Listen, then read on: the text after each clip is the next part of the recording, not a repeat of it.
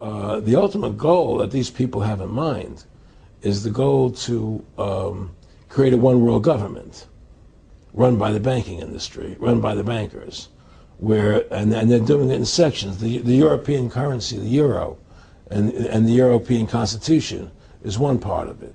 Now they're trying to do it in America with the North American Union, right? And they want to create a new currency called the Amero, right?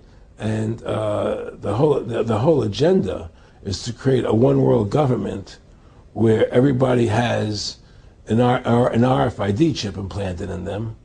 All money is to be in those chips, right? There'll be no more cash. And this is giving me straight from Rockefeller himself. This is what they want to accomplish.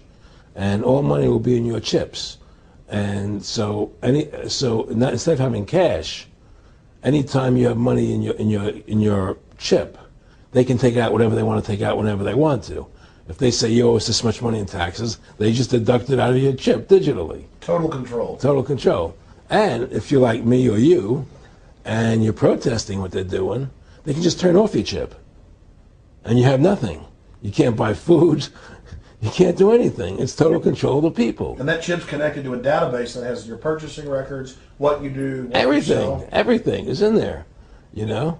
And so they want a one world government controlled by them, everybody being chipped, all your money in those chips, and they control the chips, and they control people. And you become a slave. You become a serf to these people.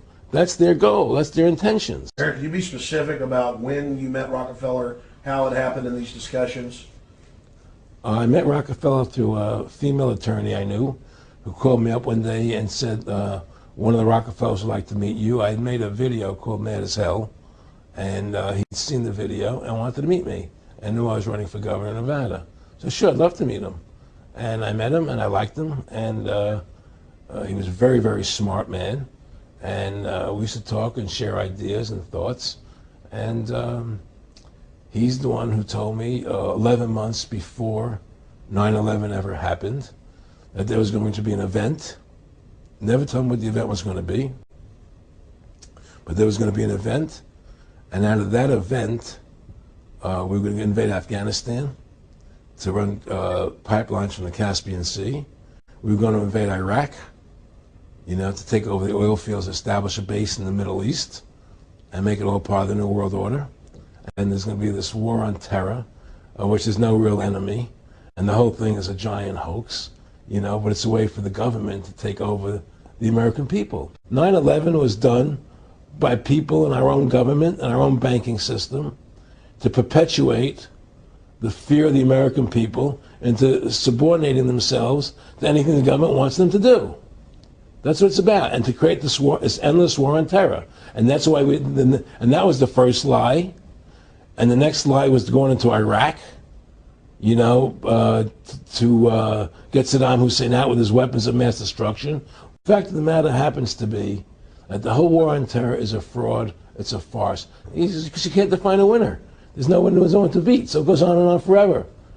And they can do whatever they want. They scared the hell out of the American public. Look, this whole war on terror is a fraud. It's a farce. It's very difficult to say it out loud because people are intimidated against saying it. Because if you say it, they want to make you into a nutcase. It was 9/11 that allowed this war on terror to begin. And until we get to the bottom root of 9/11, the truth of 9/11, we'll never know about the war on terror. Humans injected with a tiny chip holding the key to all of their private information. But as you're about to see in our CBS 46 investigation, it's not fiction. In fact, it's being marketed in Georgia as life-saving technology. So why do some experts say it's potentially deadly? CBS 46's Kim Fedek investigates. It's used in key cards, prepaid tolls, even checked luggage. It's called RFID technology, or radio frequency identification. Small chips that store information. So here's the chip. And now that same technology is literally available in the flesh, with chips injected right into people's arms. It says it burns a little bit. That's about it. Atlanta firefighter John Santola was injected with the chip about the size of a grain of rice. When scanned, the number on the chip is linked to a database with Santola's medical history. I had to go help me in case of emergency. Santola was chipped when Florida-based VeriChip Corporation set up a booth at an Atlanta firefighter conference. They market the chip primarily for safety reasons, storing medical information for first responders, Alzheimer's patients, even children. And it is the only product that has been approved by the FDA for this specific purpose. The FDA approved the use of chips in humans in 2004, but since then it's caused quite a bit of controversy with some consumer groups, concerned about privacy, even health concerns. These are very powerful tools, especially if they fall in the hands of somebody with political ambitions. One of the loudest voices of opposition is right here in the Boston area, a Harvard doctor and author of spy chips. These technologies will not make us safer. I think they'll make us sitting ducks for Big Brother. Dr. Catherine Albrecht also compiled 16 years of studies she says prove the chip can cause cancerous tumors. It's clear as day that these tumors were not only malignant, but they metastasize, they spread to the lungs, the liver, the thymus, the brain. These pictures show the tumors growing around the actual chip in the mice and rats. Certainly the company, I mean, they've done, I think, a tremendous job of keeping that information under wraps for the last several years. We sat down with the chief medical officer of VeriChip and asked about the link to cancer in mice. Yeah, I am not aware. I mean, I would have to take a look at what's out there right now. I'm not aware of any issues at this point. But weeks later, VeriChip sent 26 pages of literature claiming the incidence of microchip-associated sarcoma in rodents is very low, and claims the mice in at least one of those studies were genetically engineered to be tumor-prone.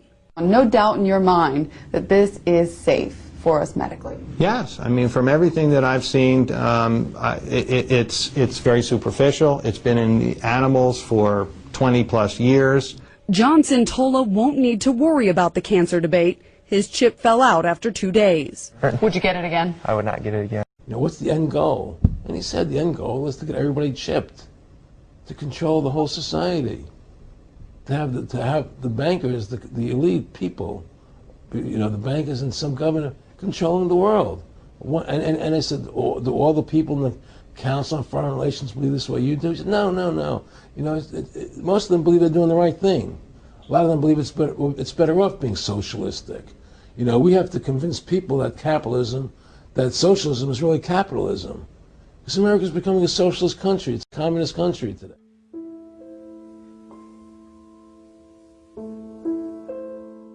I saw the evil behind what I thought was a noble adventure.